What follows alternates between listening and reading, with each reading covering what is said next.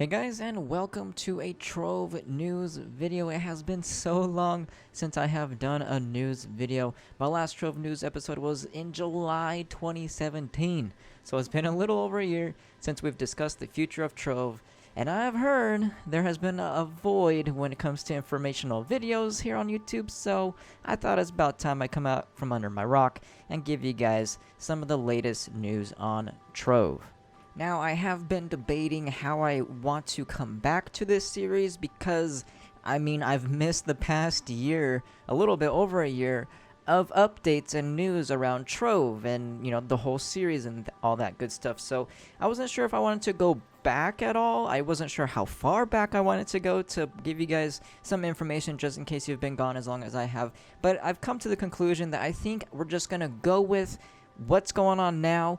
I'm going to be out of the loop for something, so if I sound like I'm very excited for something that maybe was announced like a year ago, I'm sorry about that, but it's just been a long time since I've seen anything about the game.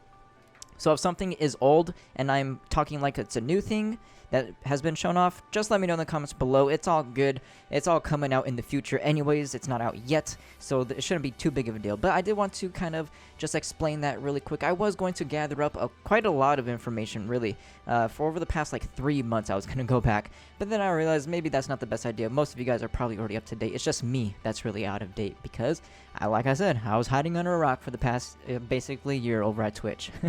But with that all prefaced and we're all caught up, let's just get into what was shown off today. Like I said, if anything is old news, just let me know. But I'm going to be talking about everything is new because this is the first time I have seen any of this. And I've known that U10 has been announced for a while, but that's what they were showing today. They were showing off the surface of Geode, which is going to be the new biome, which is going to consist of Uber 8 all the way to Uber 10, which is going to be the new Uber level, obviously, because right now the game only goes up to Uber 9. So that's going to be the whole... I don't know if there's going to be other, primordial worlds or anything like that. That's going to be Uber 10. So far, I only know, really, that the surface of Geode is going to be the new Uber 10 biome, and that is the only biome that I know of. So, to get to Uber 10, apparently you're going to be taking a shuttle down to the surface of the Geode. I don't know if that means you're just going to go through a portal and then appear on this kind of structure-looking thing that they were calling a shuttle. It just looked like a building, to be honest. So I'm not sure if you take a portal there or if you actually go down in something from the Geode hub, because when they did open the Atlas, I did see that there were basically dots to all the Uber levels, so it was a little wonky there. I'm sure that's just an easy thing that we'll figure out on PTS. That'll take the first time you go there, but anyways, they did take a shuttle down apparently, and there's going to be 3 sub-biomes when it comes to the surface of Geode, and really, I'm gonna be honest, these are kind of just copies of already existing biomes in Trove from what I've seen. A lot of the dungeons are sort of inspired, I guess you could say, by already existing dungeons in the biomes that already exist. The whole kind of surface is kind of just like the Everdark a little bit. It looks really like the Everdark, obviously just in a Geode theme. And then also, there was the underneath of the surface of Geode, which is basically like the primordial, or where you get the primordial flames from the Dragonfire Peaks, underneath in the caves where all the lava is, and it's kind of just like a big cave where you can farm a lot of primordial flames and a lot of shapestone. It was kind of just like the same thing but blue. So I guess you can formulate your own opinions on that if you care or not. You can call it inspiring, you can call it copying. That's your own judgment that I'm going to leave up to you. But this also could just be because it's sort of alpha type footage. It's not on PTS yet, so not anything is set in stone. Like I said, it's not that big of a deal anyways. It's just, I guess, if you care about that kind of thing or not.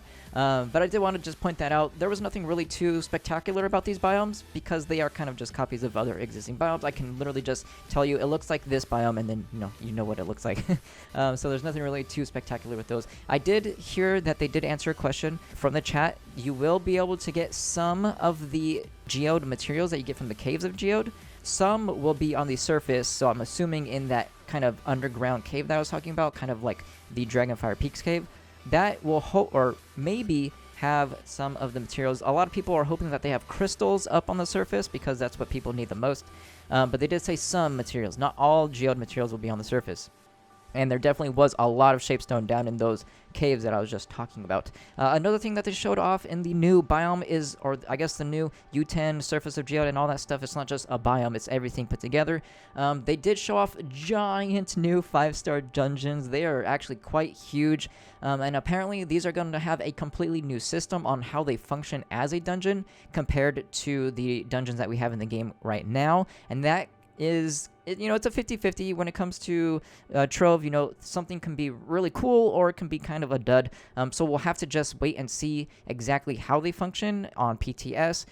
Even if we see them on the dev stream, it won't really give us any information on how fun they will be, or if they're even worth stopping to pop, because it does seem like they are on a timer, and once you pop the dark heart in the center, it spawns all the other dungeons, like all the other skulls and bosses in the 5-star, and it did look like you had a limited time to kill all the all the stuff that got spawned. However, I do just want to mention that they did say that this is not actually how it's going to function, because they accidentally showed this off. The dev hit the dark heart in the center, and then it ended up spawning all of the extra cursed skulls and bosses, and they said this is actually not how it's going to work. It's all just placeholder, and they are going to confirm exactly how it's going to work next week. It could be a lie, to be honest. Usually when they accidentally show something off, they always say that's not how it's going to work when it comes to the game, and like I would say maybe 50 to 80%, I know that's a huge deviation, but like 50 to 80% of the time, it actually does come out like that. I feel like they do kind of backpedal a little bit when they accidentally show something off. However, it's just a week away until they actually confirm it, so let's just wait till next week before we say anything set in stone and make any judgments there. But I mean, I really hope that these are worth the effort and they are worth stopping and doing, because like the 30 swarmed cursed skulls, when those first came out, they were a complete waste of time. They were completely inefficient, and they basically were just dead dungeons along all the biomes, because no one would want to stop to kill the 30 swarmed cursed skulls. They just took too much time. They were so laggy and all that stuff. They fixed those by now. They're actually really great and really efficient at this point, but that I'm just making a example. I hope they don't go that route, and I hope that they are actually worth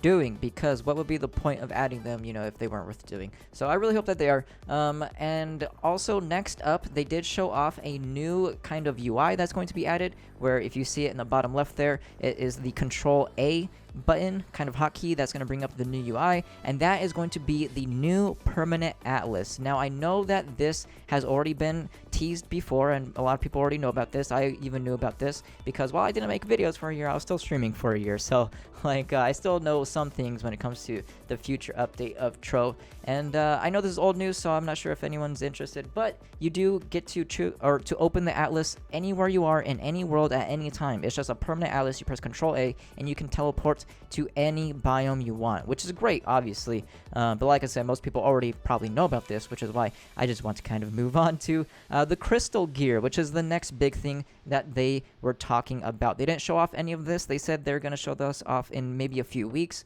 If not next week. I think next week they're going to focus on the dungeons, and then maybe the week after that, crystal gear, maybe 2 weeks after. I don't know. We'll have to see when they want to start showing this stuff off. But anyways, crystal gear is a new progression path. Once again, I know this was shown off quite recently, but this is kind of new to me, and it's still kind of new to the entire community. So let's just talk like they were just showing it off today.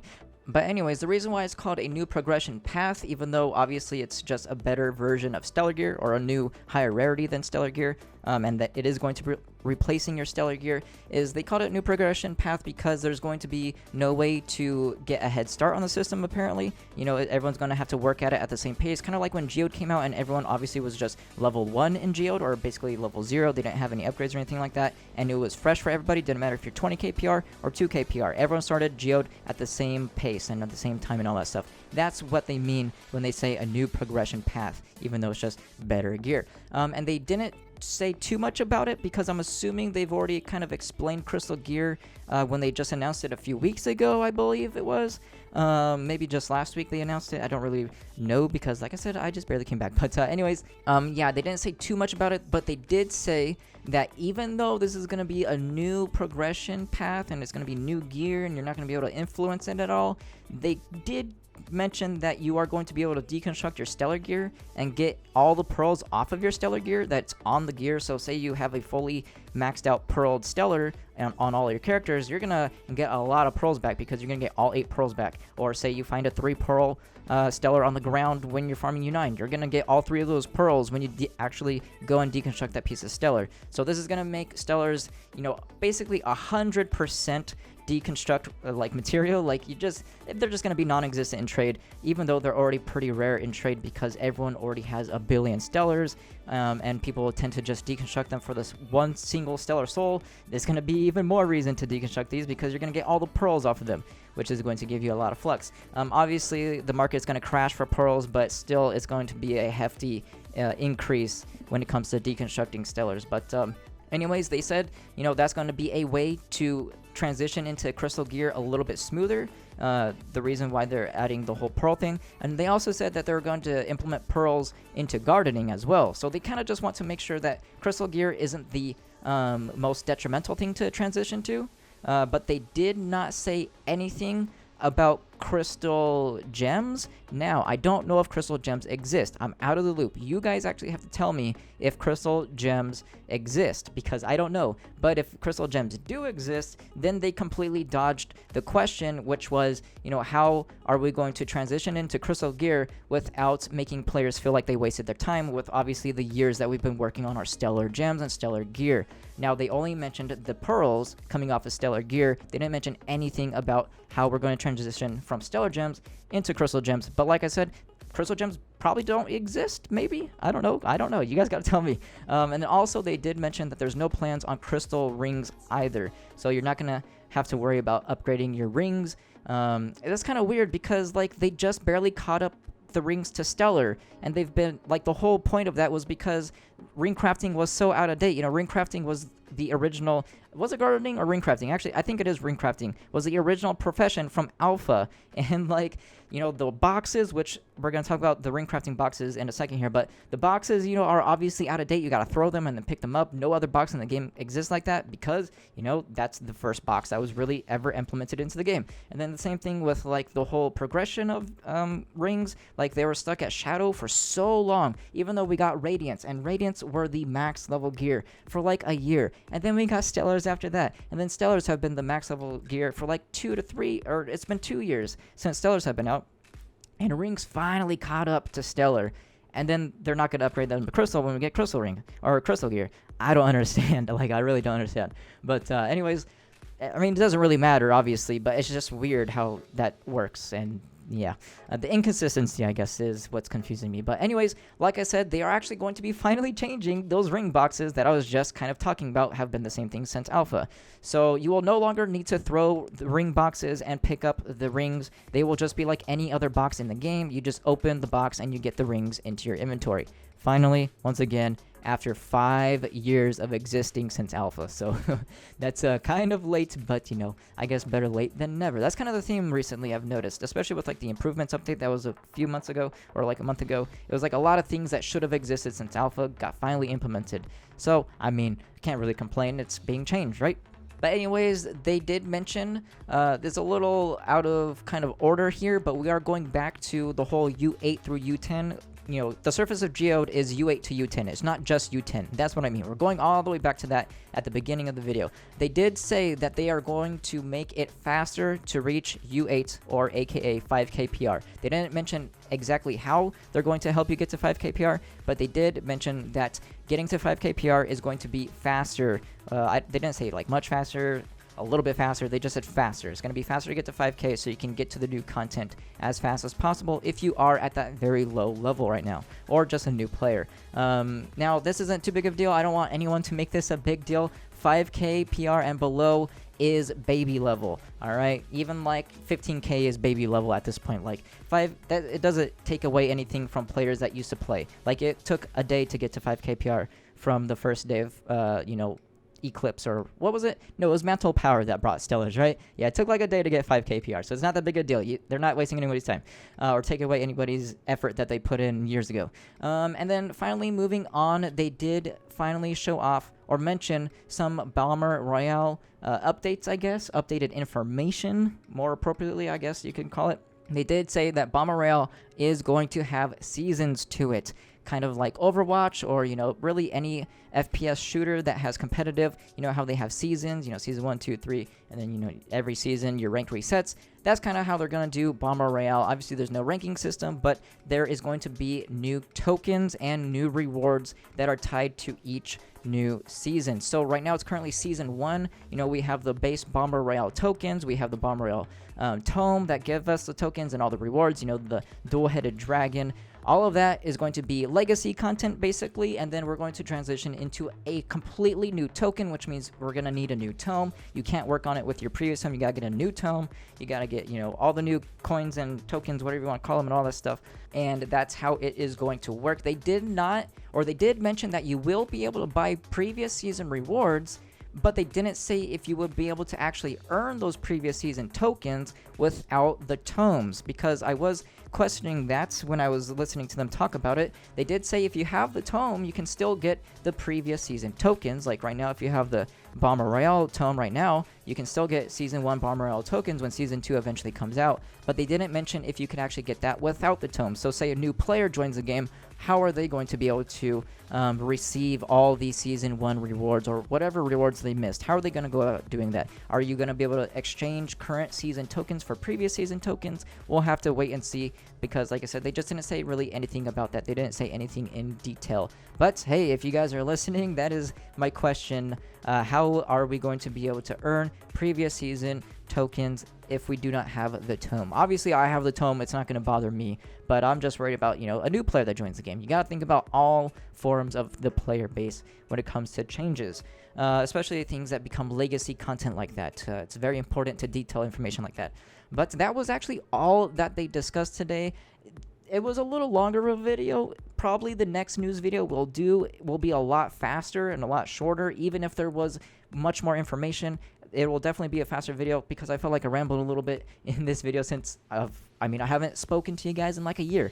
I'm out of that whole mindset of keeping it nice, short, and sweet. But we'll get there in the next video, and I hope you guys enjoyed this one. If you enjoyed the video, make sure you give it a like, and if you haven't yet, click that subscribe button plus the bell next to it so you can be notified whenever I upload a video. If you would like to further support the channel, make sure to check out my Humble Bundle affiliate links in the description below. I hope you guys enjoyed the video, and I'll see you guys next time.